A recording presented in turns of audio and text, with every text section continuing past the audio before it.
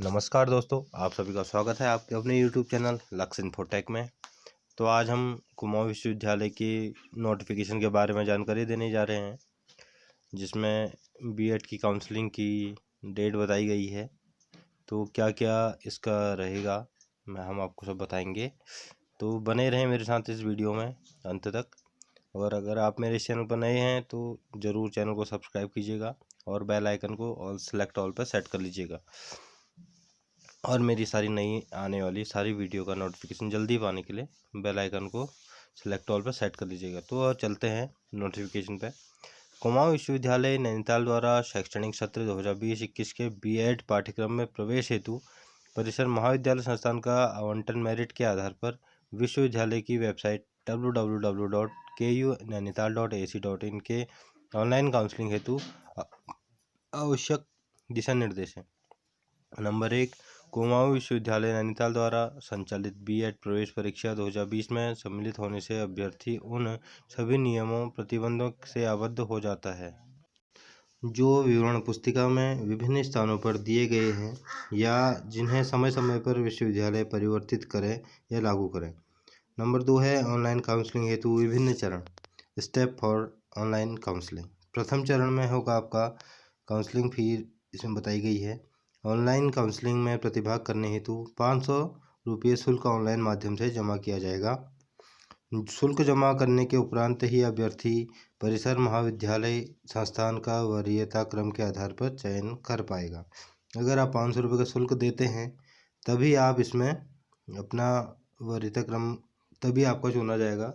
जब आप 500 रुपये का शुल्क जमा करेंगे तभी आप काउंसलिंग कर पाएंगे।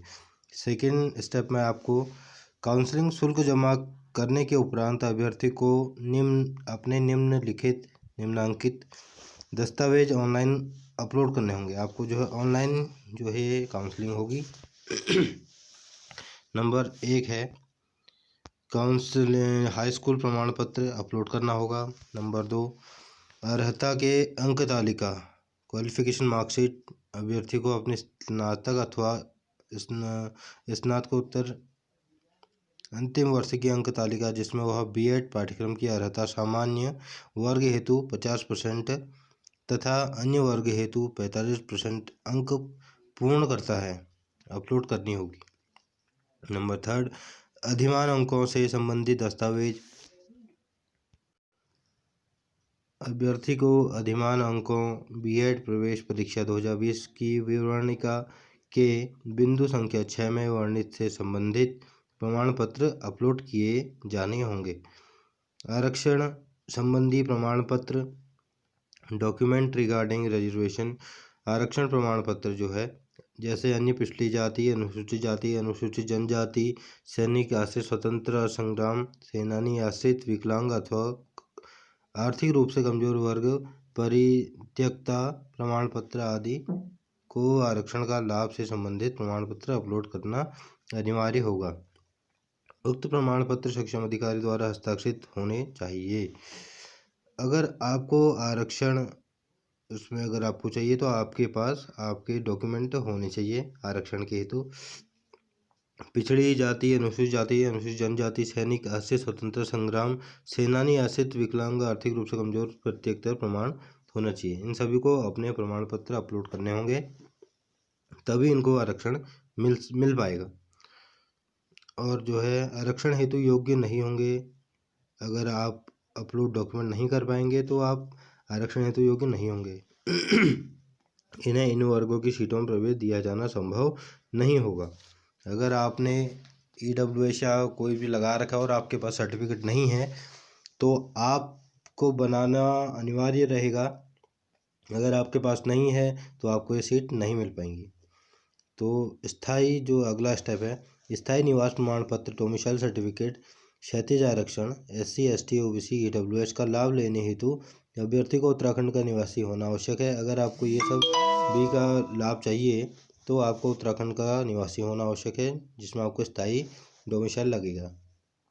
अन्य राज्यों के अभ्यर्थी को उक्त लाभ दिए जाना संभव नहीं होगा। अगर अलग राज्य से आप हैं तो आपको यह जो लाभ है वो नहीं मिल पाएगा। अभ्यर्थी समस्त प्रमाण पत्रों को अपलोड करने के उपरांत इनकी भली भांति जांच कर लें। प्रमाण पत्रों को लॉक करने के उपरांत कोई भी नया प्रमाण पत्र अपलोड नहीं किया जा सकेगा। अगर आपने एक बार अपलोड कर दिया और लॉक कर दिया और आपको लगा कि ये गलत है, तो आप उसके बाद उसको जो है चेंज नहीं कर पाएंगे। आपके पास एक मौका है, अगर आपने गलत कर दिया तो ये गलत हो जाएगा। थर्ड स्टेप में बोल रहे हैं कि अभ्यर्थियों को वरीयता क्रम में परिसर महाविद्यालय संस्थान का चयन करना होगा। थर्ड जो आपका स्टेप है, जिसमें आपको महाविद्यालय जो है आपका जो भी परिसर महाविद्यालय संस्थान का चयन आपको करना होगा। अभ्यर्थियों को नंबर थर्ड है योग्यता सूची। योग्यता सूची मेरिट लिस्ट में अभ्यर्थी का मेरिट क्रम प्राप्तांकों तथा अधिमानों अंकों के योग के आधार पर होगा। एक से अधिक अभ्यर्थियों के अंकों का योग यदि समान होता है तो उस पर स्थिति में प्रत्येक अभ्यर्थियों की पारस्परिक मेरिट की अवधारणा प्रथमतः संबंधित अभ्यर्थियों की जन्म तिथि के आधार पर निर्धारित की जाएगी। जो मेरिट लिस्ट है, अभ्यर्थियों का मेरिट क्रम प्राप्तांक तथा अधिमानों अंकों के योग के आधार पर होगा।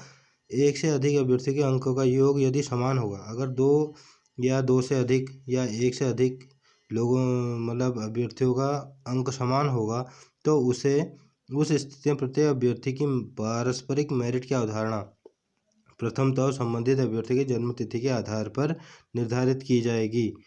तो अगर आप दो या दो से अधिक लोगों का सेम अगर नंबर हैं, तो उनमें जो है सबसे पहले आपका चयन अगर होगा तो जन्म तिथि के आधार पर होगा।